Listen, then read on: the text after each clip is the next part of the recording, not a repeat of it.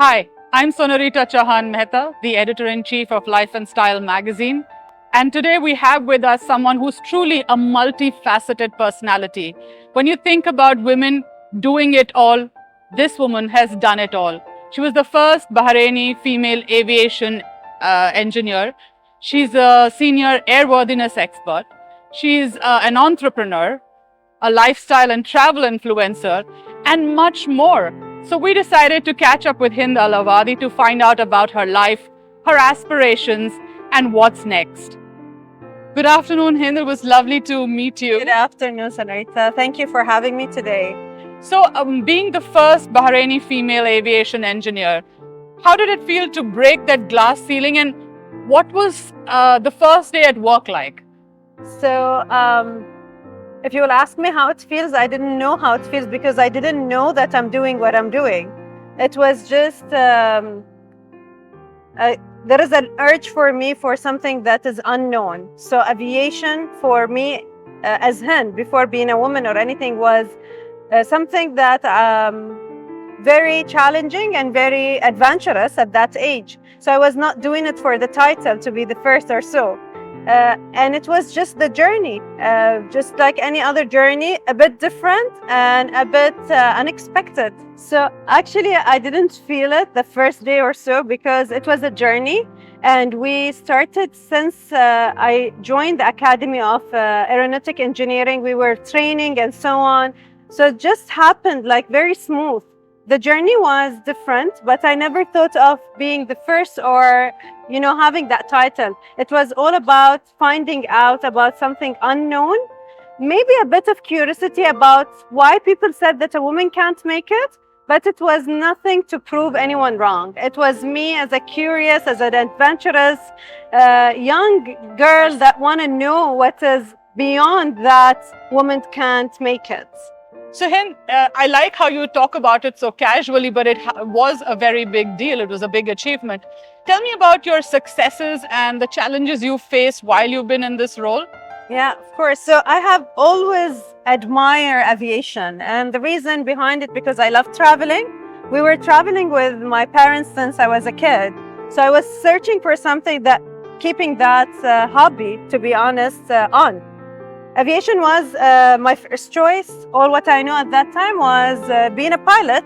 It was not an option. Family-wise was, so yeah, don't get me wrong. When I say family doesn't support, it's just because something different and they always want for us the best and, an easy kind of a life because traveling and being a pilot, well, it's not an easy job. That's what everyone thinks. It's not only the lifestyle, it's very tough. So on, I was doing my own search and I was always an A student, very high GPA and so on. So I had a lot of options to, parents want us to be in medical or a doctor or something like that. I found about the academy and there was a sponsorship by Tamkeen in Bahrain. I applied it. I didn't share the secret. It was the biggest secret in my life to anyone. I applied it. I go through the registration and examination and so on. And once I actually got the scholarship, I break the news to the family. So the journey started, not really happy with the decision that I took, but they always thought that it will be a phase that I will go through and then I would know why it's not suitable for a woman to be in this field. And the journey started. Me as a curious person, since I was a kid, to me it was my adventure. Let's see what's there. And never felt like different. My colleagues was very, very supportive. They always treated me like a sister for them, helping me, they know the difference in our capability as a female and a male. Yeah. But also appreciate my capability as a female, right? So I always say when we understand this in life becomes much easy. We complete each other, and that's what happened. The journey started. I finished my training, so people thought that, okay, she got her license, now she will go back home or to a desk job. I stayed for 10 years as an aircraft engineer, as a B1, so I was a mechanic. I actually hold both licenses, a mechanic and avionics, but I decided to be a mechanic engineer because this is what I like. It was not an easy journey, but looking back at it, I'm happy, I'm proud. Sometimes I don't know how I've done it. The temperature is nice today, but usually it is higher than a 50-degree Celsius out there. But when you have that And you're motive, responsible for that aircraft, and there's so much of responsibility on your shoulders. yeah. You cannot be wrong this way or that way. You have to be. No, and you have to be focused, and regardless of what's happening around the world, you will have to be 100% there. It's the souls of more than 200 people out there. So every single decision you take and thought and a signature means you are responsible for all of the souls. So, Hind, where does this love for aviation, aircrafts, and aeronautics, where does this all come from? Is there any incident that kicked it off? Actually, it's a lot of factors, but the main thing is I love traveling. I think it's built on me since I was a kid, exploring the world. And then I had a lot of moments with my dad. So he liked fixing things at home. He used to do everything, cars, like machines at home. And I was always there. I like fixing things. I like making things work. And I think all of that builds up in a person, like the little thing, the way we do as a young. And it shaped your personality. It shaped the personality. And the main thing, I always thank my parents for that, is I never had a limit. So whatever I want to do, my parents would say, go and try it. And that was part of it. Doing the aeronautic engineering was one of like, go and try it and see how it works. So you've been in the field for many, many years and you've had a beautiful career progression. Tell us a little bit about that.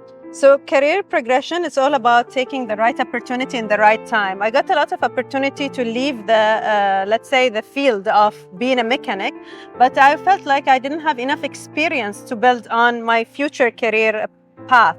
I stayed for 10 years, and when the right opportunity came, Bahrain Civil Aviation approached me for the position of a senior airworthiness inspector, where I felt it's a different field. It is what I was scared of, which is being in an office, right? But sometimes the big jumps in our life and changes comes from getting out of our comfort zone and actually doing the things that scared us the most. The first couple of years in civil aviation, I didn't like it. It was an office job, but later on, when I explored this, I start loving it, and I admire being an aviation, civil aviation. It was a different when I thought, and this is a message maybe, if you want to actually build your career and continue, you should have the steps that scares you or not, you don't really feel comfortable. Staying in your comfort zone will never grow you up. And currently, I am actually holding the section of aviation licensing and permits. I'm the chief of this section, and it never stops. Every time you think, you know, that's it for me. And then something else. But what does this it. position currently that you do, what does it entail? What do you have to do? Actually, in civil aviation, we are where we regulate all the aviation in Bahrain, and we follow all the international regulations. We make sure that all flights, all aircrafts, or pilots, engineers, air traffic controllers are following the regulation and making sure this are certified, and all of that is just all about to make sure that the aviation world in Bahrain is safe. So Hend, I want to ask you about this whole influencer journey. Travel, I understand, because aviation is a part of your blood now, I must say. But what about lifestyle, and how did this all begin? Actually, none of this was planned. Being in aviation, doing shifts at 15 years back was not something very common in our region, at least.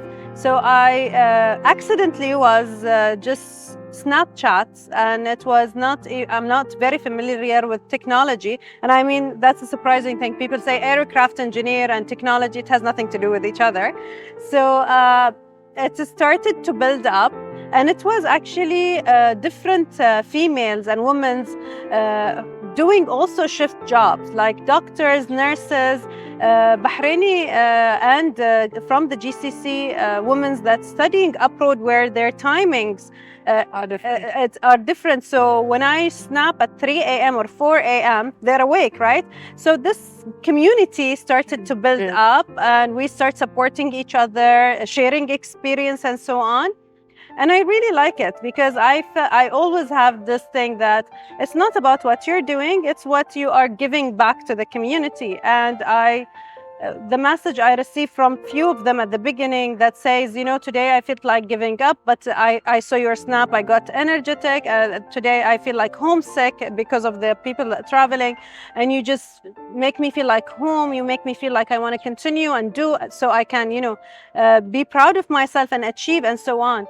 That actually motivated me as Hend to continue. So I was not there to be famous, or I was not there to do any advertisement or anything. I think that's something nice about life. Sometimes when naturally, I was never thought, just like I never thought of being the first aircraft engineer with all that.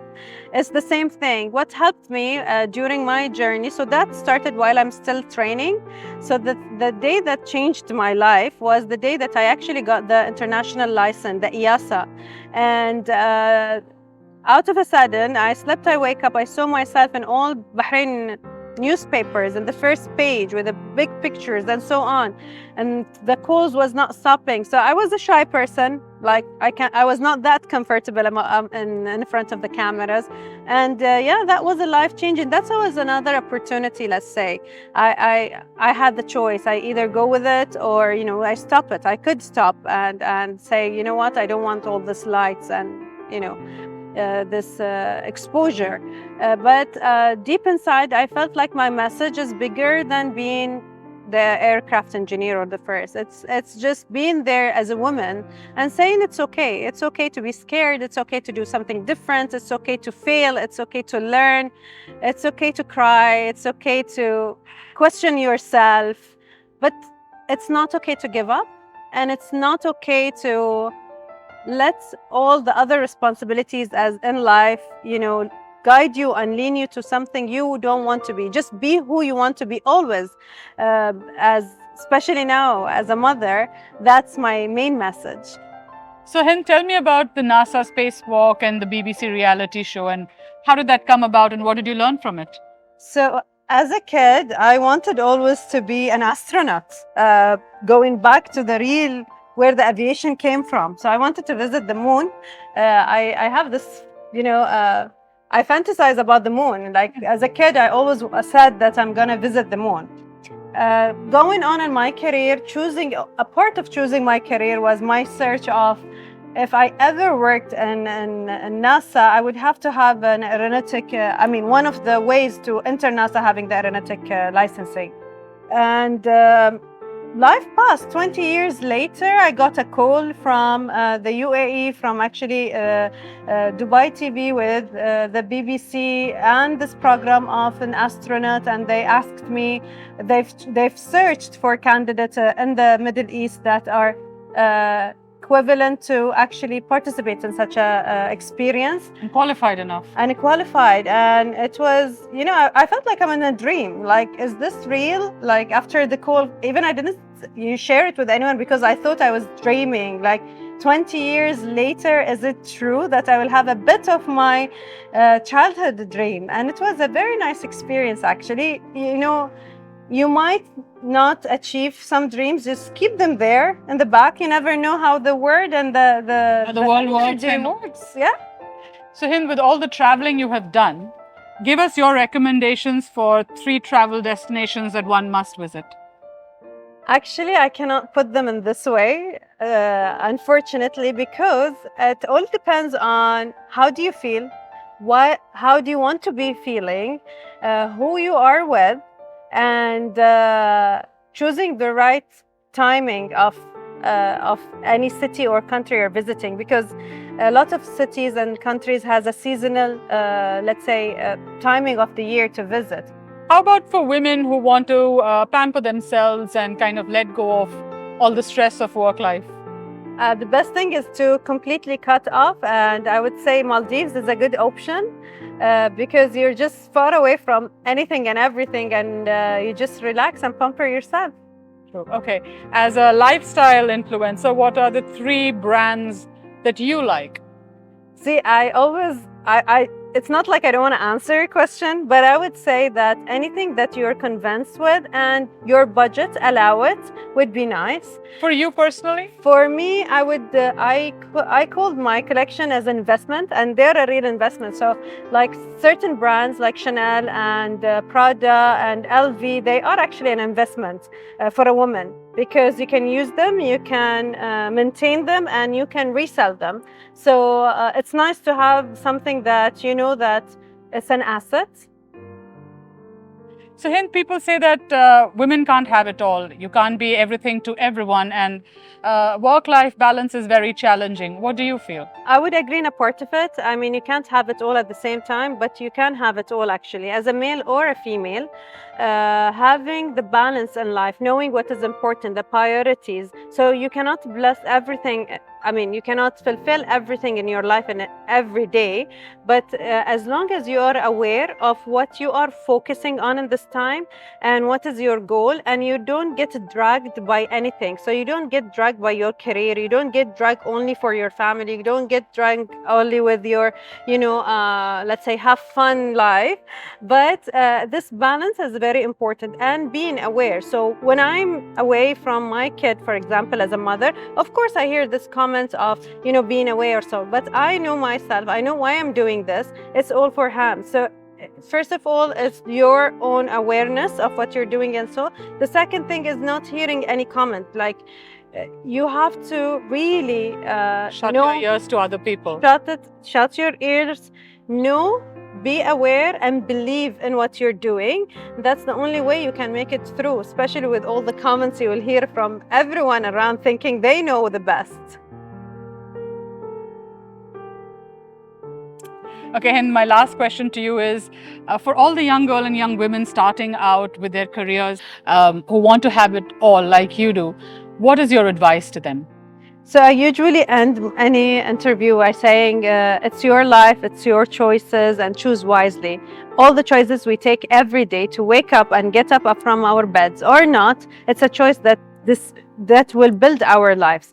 So always choose the things that will reflect who you are, you reflect your values, would reflect a life that you want. Close your ears. People will always tell you what they think it's better, what they think it's right, but only you know you. And if you don't, please work on this before anything else, before knowing or choosing a career, before choosing anything in life. Know who you are, know your capabilities, know your strength and your weaknesses, and then you can decide right for yourself. Just always do what you feel, and make sure that anything that you decide to do, it will just go with your values. Don't ever let your values go away.